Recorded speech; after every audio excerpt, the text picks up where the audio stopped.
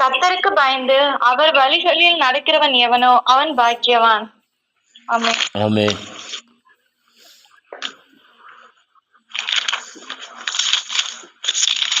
యెహోవా యందు భయభక్తులు కలిగి ఆయన త్రోవల యందు నడుచు వారందరూ ధన్యులు. ఆమేన్.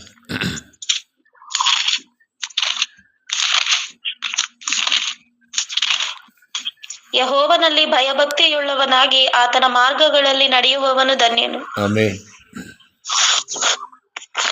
மலையாளம் இல்லையா? சரி. கர்த்தருக்கு பயந்து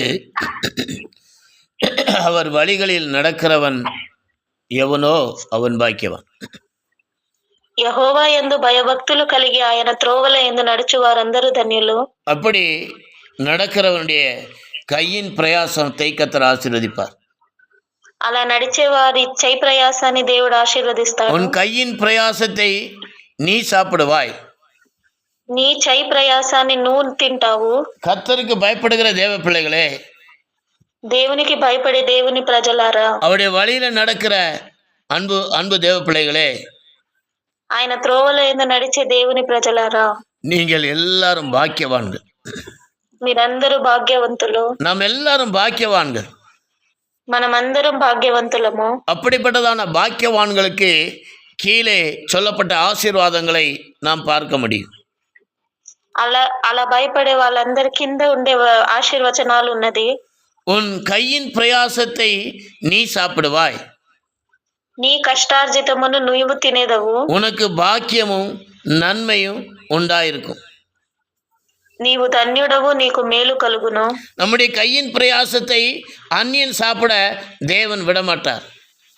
మన చేయి ప్రయాసాన్ని అన్యుడు తినేదానికి దేవుడు విడువడు. மருந்துக்கோ இல்லாவிட்டா வட்டிக்கோ எந்த காரியத்துக்கும் நம்முடைய கையின் பிரயாசத்தை தேவன் ஒரு நாள் அனுமதிக்க மாட்டார். మందుకో లేదా వడ్డీకో వెళ్ళేదానికి మన దేవుడు ఒక రోజు అనుమతించడు. ஏனென்றால் நாம் அவருடைய வழியிலே நடக்கிறோம். ఎందుకంటే ఆయన మార్గంలో మనం నడుస్తాం. இயேசு சொல்லுகிறார், நானே வழி. యేసు ప్రభు చెప్తున్నారు, నేనే మార్గాన్ని. அந்த வழியிலே நாம் இயேசு என்ற வழியிலே நாம் நடக்கும்போது, యేసు అనే మార్గంలో మనం నడిచేటప్పుడు நம்முடைய கையின் பிரயாசங்கள் ஆசீர்வதிக்கப்படும். మన కష్టార్జితం ఆశీర్వాదం పొందుకుంటాం. கையின் பிரயாசத்தை நம்ம சாப்பிடுவோம். మన కష్టార్జితం మనమే తింటాము. அப்போ நமக்கு ஒரு அந்த கையின் பிரயாசத்துல கூட ஒரு பாக்கியத்தை ஆண்டவர் தருவா. ఆ చేయి ప్రయాసంలో కూడా ఒక భాగ్యాన్ని దేవుడు ఇస్తాడు. உனக்கு பாக்கியமும் நன்மையும் உண்டாகும். அதுல ஒரு நன்மை, ஒரு ஆசீர்வாதம் உண்டாகும்.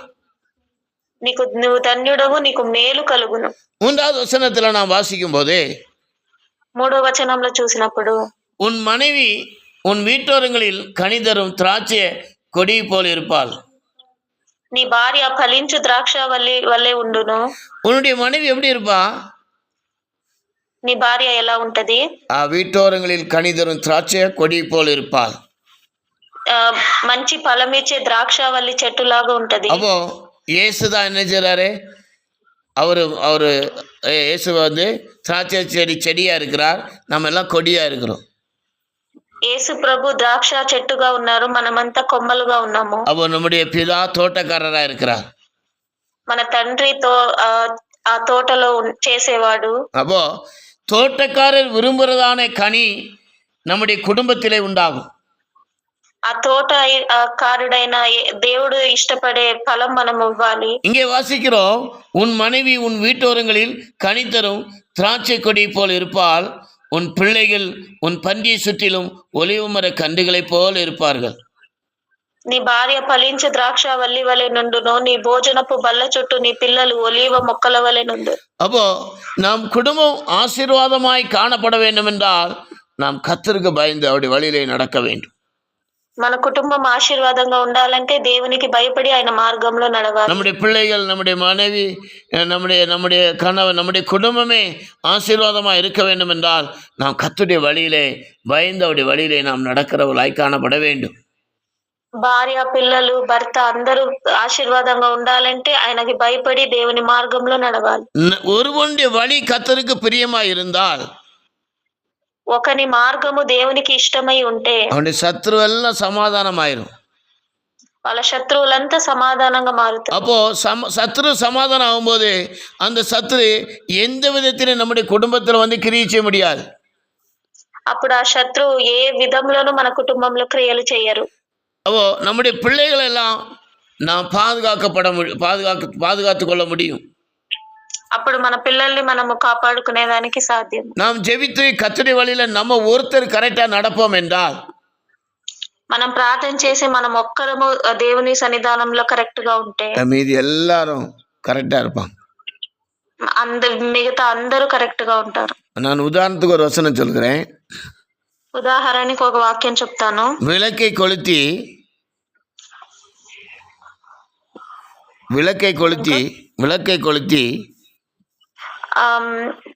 தீபம் நச்சு దీపం అంటించి விளக்கு தண்டின் மேல் வைப்பார்கள். పైన దిన్నె మీద పెడతారు. அது வீட்டில் இருக்க எல்லாருக்கும் வெளிச்சம் கொடுக்கும் என்று வேதம் தெளிவாய் சொல்கிறது.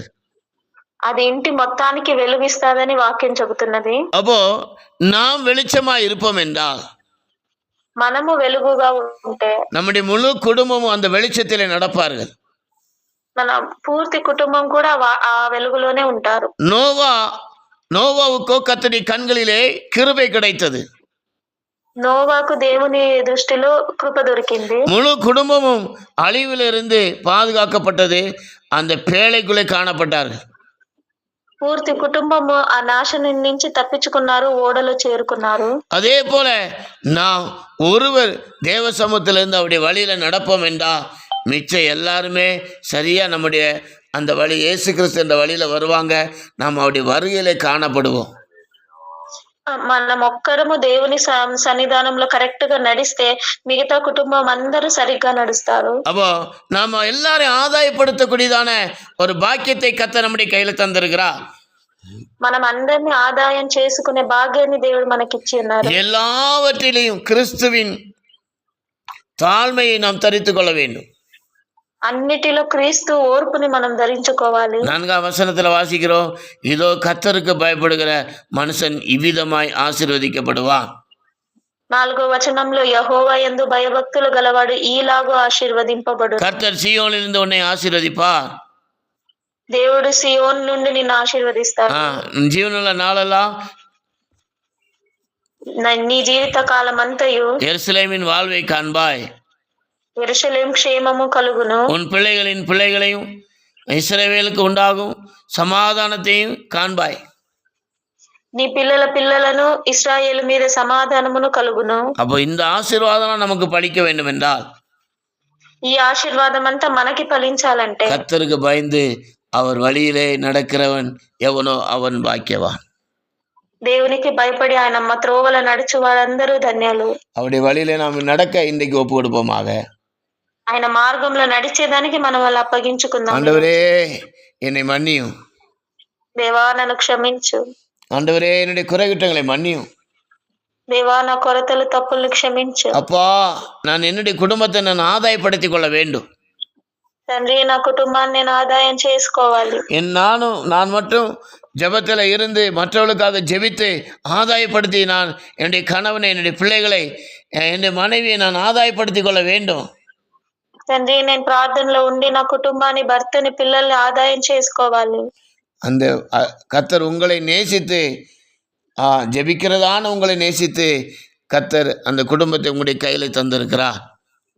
ప్రార్థన చేసి మిమ్మల్ని దేవుడు ప్రేమించి ఆ కుటుంబాన్ని మీ చేతికి ఇస్తారు. ఇచ్చి ఉన్నారు. அப்ப நாம அதை ஆதாயப்படுத்துறது நம்முடைய வேலை. అప్పుడు మనం ఆదాయం చేసుకునేది మన పని.